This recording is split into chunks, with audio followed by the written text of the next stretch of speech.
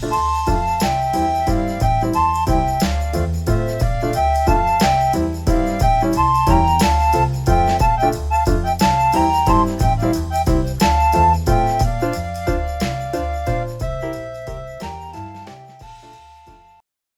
everyone, welcome back to Sakyo Jun's live channel. This is part of my series Talk with AI, where I explore real-life stories and dig deeper through a conversation with AI. Today's topic is it normal for a married man to use dating apps? Let's start with the story. This story is about a married couple. The wife feels confused and hurt because even after they got married, her husband is still using dating apps. When she brings it up, he brushes it off, saying it's just how he deals with stress. He even tells her that she's overreacting and makes it harder. At one point, she snaps, "Seriously? You are the one who's stressed? I am the one taking care of kids and doing all the housework."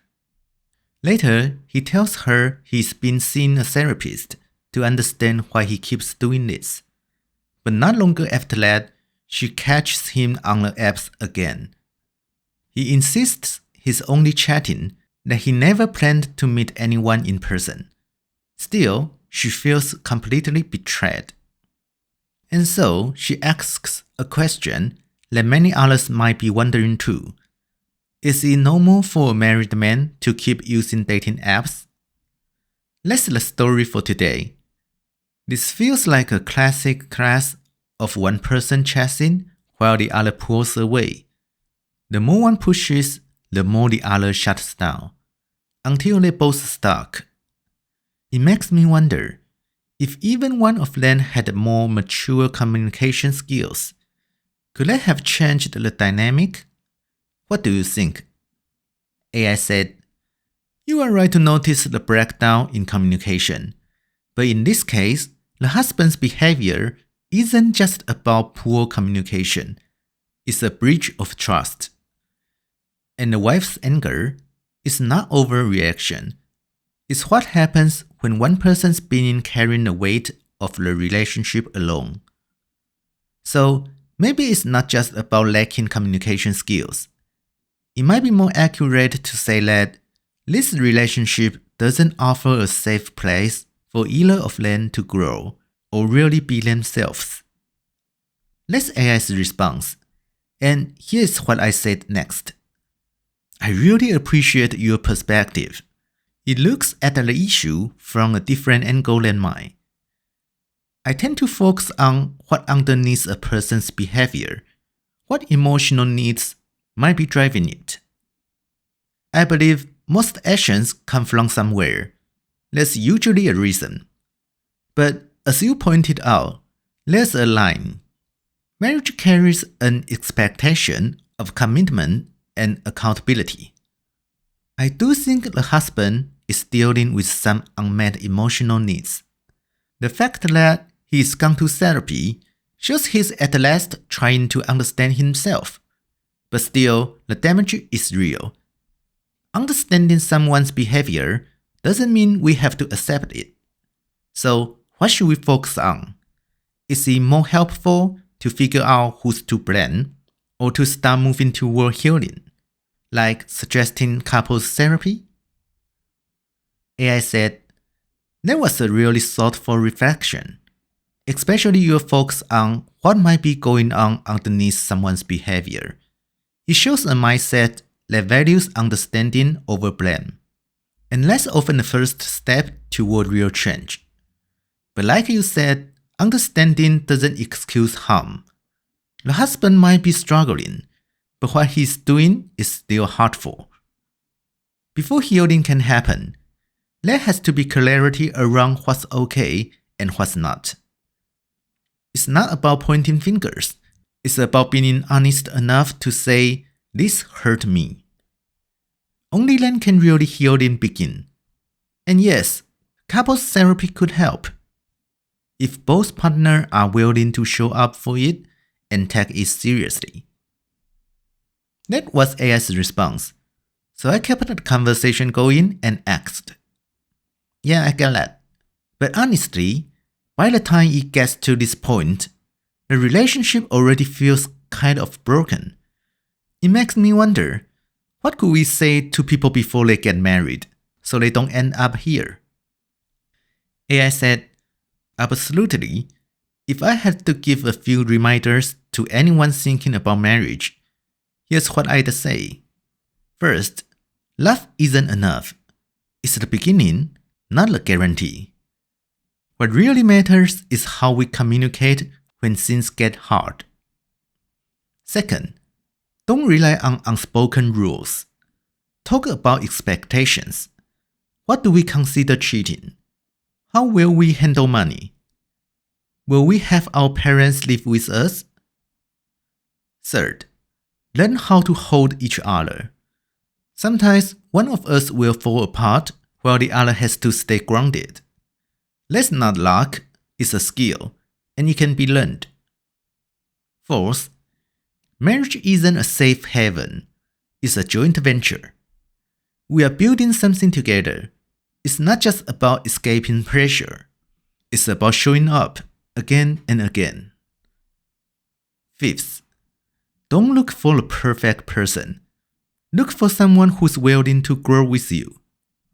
Marriage is the happy ending in a fairy tale, but it's just the beginning of real life. Even so, if both people are willing, it can be a powerful journey. That was AI's response. That answer hit home, so I followed up with, that's such a powerful reminder.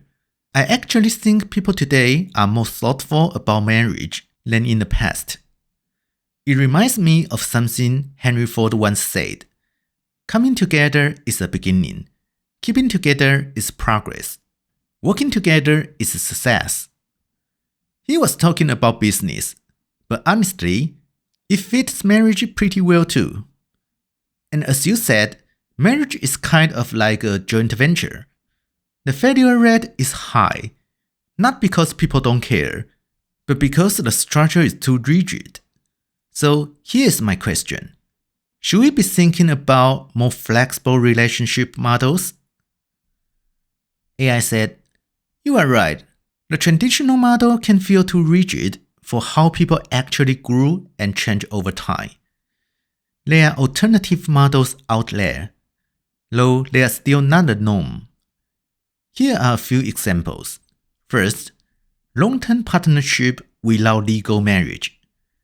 Couples who live together, raise kids, and build a life without the paperwork. What holds them together is shared understanding, not a legal contract. Second, open or non-monogamous relationships. Not for everyone, but some couples do well with clear boundaries, honest check-ins, and mutual respect.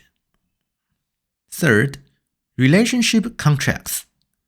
Kind of like startup founders, some couples create written agreements about money, communication, even regular emotional check-ins. Fourth, redefining divorce. Ending a marriage doesn't have to mean failure.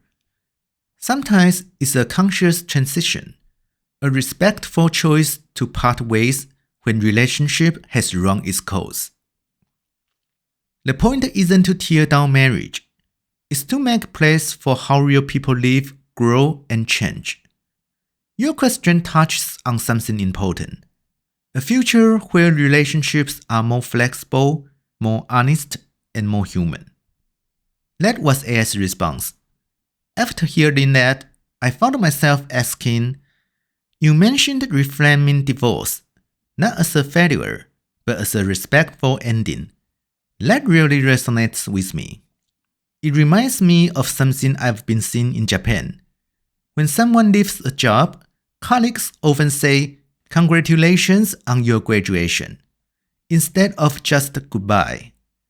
It's more about celebrating the next chapter, rather than mourning the end of something. I wonder if we can carry that same mindset into how we think about divorce, or even death. I've even wondered, what if we treated marriage more like a renewable contract? maybe 3 or 5 years at a time. At the end of each turn, we can sit down and ask, do we still want this? Are we still growing together? What do you think of that idea? AI said, I really love that concept, a time-limited marriage contract. And you are not the only one. People in different parts of the world are already starting to explore this kind of model. Here's how it could actually help. First, less pressure. It turns commitment into something more manageable, less like a life sentence. Second, built-in check-ins. You'd naturally pause and reflect at the end of each turn. Are we still in this together? Third, more realistic. Life changes, people change, and this model makes room for that. But of course, it's not without its challenges. First, the legal and financial systems are still built around lifelong marriage. Second, emotional mismatch can hurt. If one person takes this contract seriously and the other doesn't. Third, stability for kids could be a concern. Parenting agreements will need to be really clear. Still, at its core, your idea replaces the fantasy of forever with something more grounded, an agreement based on honesty and trust. And honestly, this feels like a much healthier place to start. That was A's response. Maybe the point isn't to make relationships last forever, but make sure they stay real, honest, and chosen.